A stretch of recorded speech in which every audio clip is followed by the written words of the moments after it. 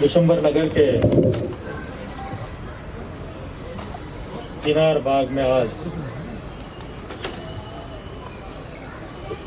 यहाँ Kashmir society international, जीजी productions और बाकी दीगर ऑर्गेनाइजेशंस की तरफ से आयोजित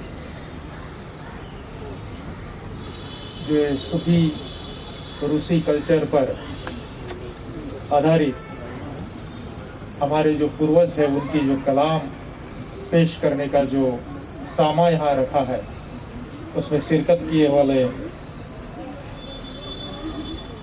फारूक रेंजू साहब, उनके साथ हमारे दूरदर्शन के एक्स डायरेक्टर साहब, कश्मीर के अलग अलग ज़िलों से आए हुए आस्थानों के सजदा नसींस, वहाँ के मुतवली आला, सूफी रूसी परंपरा में भरोसा एतकाद रखने वाले सभी एतकादी और मीडिया के साथी। फारूक रेंजू साहब ने कहा कि ये वही प्लेस है जहां हमारे बड़े जो बुलबुल शाह जी रहे हैं, उन्होंने यहाँ चिनार लगाए थे। आज वही चिनार जो है काफी बड़े हुए हैं, फले फूले हुए हैं। एक बात से मैं इसकी सिमिलैरिटी लगाना चाहूंगा कि वो है एतकादी मूवमेंट, सूफी रूसी कल्चर, जो ऐसे ही चिनारों के जैसी ही पली बड़ी है। कभी हो सकता है उसकी तरफ हुकूमत की नजर ना रही हो, लेकिन वो अपने जगह पर पली बड़ी है, अपने जगह पर मजबूत है। उसकी जो जड़ें है, चिनार की जड़ें जितनी मजबूत है जमीन में अंदर है, उतनी ही मजबूत इस मूवमेंट की जड़ें है, इस सूफी कल्चर की जड़ें है। आज इस सामा में जनाब सबर मीर साहब, फकीर शेख मोहम्मद अब्दुल्ला साहब, मूत मुमताज जी, जनाब मोहम्मद सुल्तान भट्ट जी, फकीर मदहोश कादिर जी, नंद हफीज जी, अहद शेख जी, जनाब अम्मा खुजा, जनाब समस फकीर जी, ऐसे जो हमारे पूर्वज रहे हैं, जिन्होंने अपनी किताबें लिख करके, अपनी कलाम लिख करके हमें गाइडेंस दिया है, उनके कलाम यहाँ पेश किए जाएंगे। एक बहुत ही बेहतरीन मौका है मेरे लिए भी कि जब हम हमारे जो पूर्वज है, जिन्होंने अपने वर्ड्स ऑफ विजडम्स को कलाम के फॉर्म में लिखा है और वही कलाम जो है यहाँ पेश किए जाएंगे, तो हम उनसे कुछ सीख ले लेंगे। आदमी और जानवर में फ़र्क क्या है? आदमी और जानवर में फ़र्क इतना ही है कि आदमी अपना जो एक्सपीरियंस है, सीख है, किताब के फॉर्म में लिख करके रखता है और फिर आने वाली पीढ़ी जो है उसी से सीख ले करके आगे की ज़िंदगी जो है बसर करती है, उसमें और बेहतरी लाती है। जिन बड़े शख्सियतों, जिन बड़ी हस्तियों का नाम मैंने यहाँ लिया, उन्होंने अपने समय में, उस समय की जो आबादी थी उसको गाइड करने का तो काम किया ही किया है, लेकिन आने वाली बहुत सारी पीढ़ियों के लिए भी गाइड बनने का काम किया है, उनके कलाम के स्वरूप में, कलाम के फॉर्म में। एतकाद होना बहुत जरूरी रहता है। हम सब जानते हैं कि एतकाद के बगैर कुछ नहीं है। इवन कहावत है कि भरोसे के दुनिया टिकी है भरोसे पर। भरोसा, एतकाद, बिलीव, ट्रस्ट, वही सेम मीनिंग वाले लफ्ज है। आप भरोसा, एतकाद किसी जियारत पर करते हैं, किसी मज़ार पर करते हैं, किसी दरगाह पर करते हैं, या अल्लाह पर करते हैं, ये सब रूप सेम है।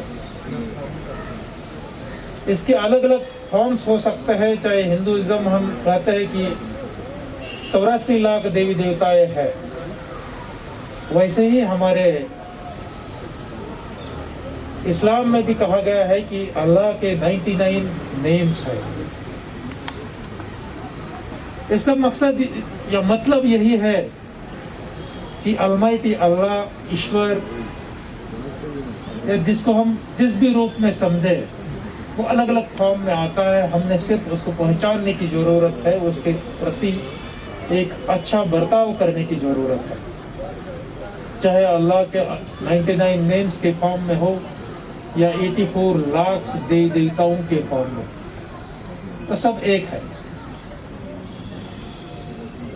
यहाँ कुछ एक महीना 1.5 महीना पहले इंटरनेशनल बॉर्डर्स के पार कुछ डेवलपमेंट हुई और यहाँ की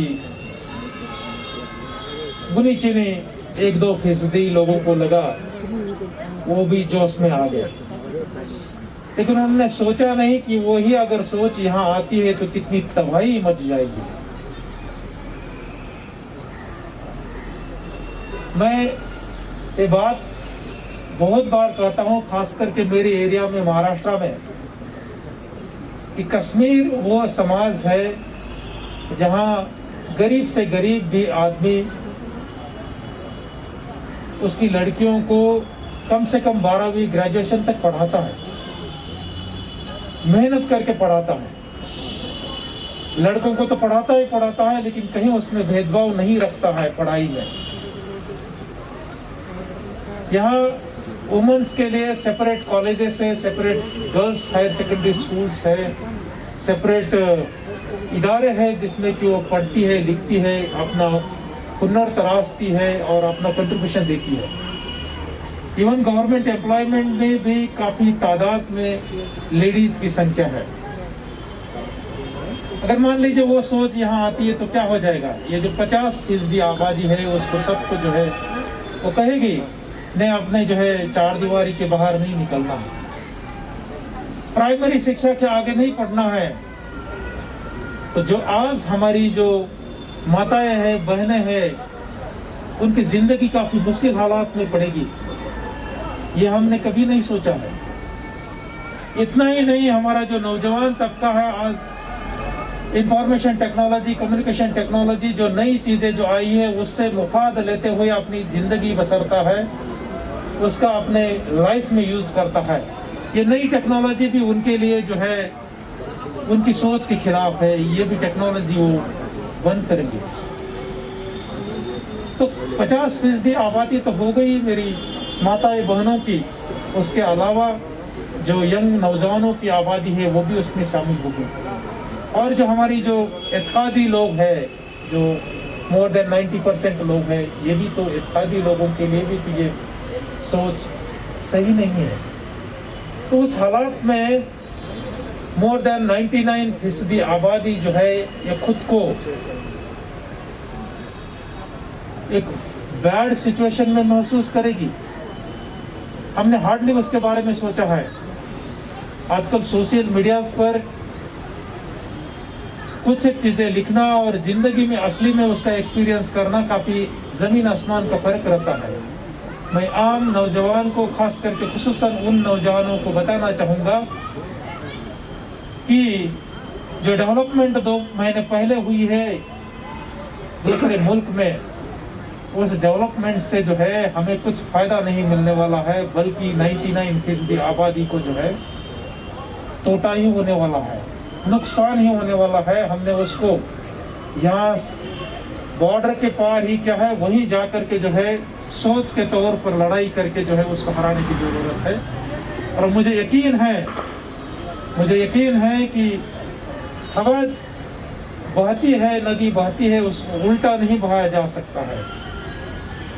जो उल्टा बहाने के प्रयास करते हैं वो फेल होते हैं और ज़्यादा देर टिकते नहीं हैं। आदमी की जो तरक्की हुई है उस तरक्की के साथ जो है वो टिकेंगे नहीं। अब कुछ एक अरसा लग जाएगा, उसका नतीजा हमें देखने हैं। कश्मीर में जो है आर्ट कल्चर काफ़ी भरा हुआ है। यहाँ के जो हैंडीक्राफ्ट हैंडलूम में लोग हैं, आर्टिजन्स है, ये क्या करते हैं? बेसिकली आर्टिस्ट है, बेसिकली आर्टिजन नहीं है, आर्टिस्ट है। चाहे हम पत्थर पर बनाते हैं या लकड़ी पर बनाते हैं या पेपर माशी के फॉर्म में करते हैं, या माताएं बहनें जो बुनकर के चीज़ें बनाती है, ये सब चीज़ें जो है ये आर्टिस्ट है। आर्ट यहाँ के लोगों के जो है ब्लड में है। म्यूजिक जो है, म्यूजिक के साथ हमारा रास्ता जो है रास्ता उतना ही पुराना है कि जितना कि इस जमीन पर ह्यूमन लाइफ तैयार हुआ है। हम अगर किसी नदी के किनारे बैठेंगे तो नदी का अपना एक म्यूजिक है। हम अगर किसी पार्क में बैठेंगे तो चिनार जो है हमें साल में 3 बार डिफरेंट जो है कलर दिखाते हैं। कभी बहुत ही हरा रहता है, कभी रेड रहता है, कभी येलो रहता है और कभी जो है पत्तों के बगैर रहता है।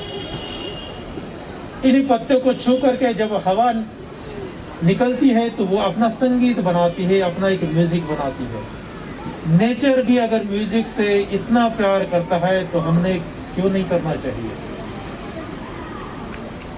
यहाँ की कश्मीरी आवाम के लाइफ में म्यूजिक और आर्ट एक इनसेपरेबल पार्ट है, इनसेपरेबल पार्ट है।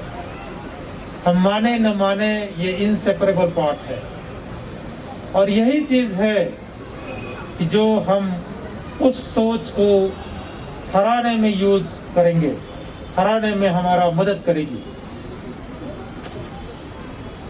मैं ज़्यादा यहाँ बोले बगैर यहाँ जो शिरकत के हमारे सभी लोगों को एक अपील करना चाहूँगा, वो है corona related.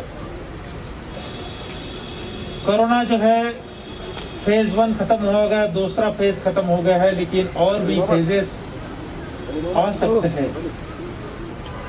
Even 3rd phase England में आया है, इटली में आया है, अमेरिका में आया है। हमारे मुल्क की बात करें तो केरला में आया है, महाराष्ट्र में आया है। हमारे यहाँ भी आ सकता है। अपने प्रिकॉशंस लेने की ज़रूरत है। प्रिकॉशंस में मैं फिर वो बात दोहराना चाहूँगा। फर्स्ट एंड फॉरमोस्ट है वो है मास्क। इवन आप मान लीजिए 2 गज की दूरी ना रख सके, लेकिन अगर मास्क पहने हैं तो डेफिनेटली जो है आपका बचाव हो जाएगा। कोरोना ने एक चीज़ बहुत अच्छी की है, पूरी दुनिया में फिर से बताया है कि हर आदमी जो है एक है। पहले तो था कि ब्लड में जो है हर किसी के ब्लड का कलर रेड ही था। हम मानते हैं कि चाहे अफ्रीकन है, अमेरिकन है, या केरलाइट्स है या कश्मीरी है, सभी लोग एक है। कोरोना ने फिर से बताया है कि ह्यूमन लाइफ जो है, मानव जात सब एक है। हमारा अब तक पहनावा अलग अलग रहा है।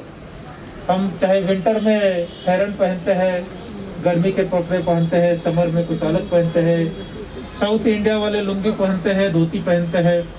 अमेरिका या दूसरे कंट्रीज में अलग अलग पहनावा है, लेकिन कोरोना ने हमें एक कॉमन पहनावा दिया है, वो है मास्क का।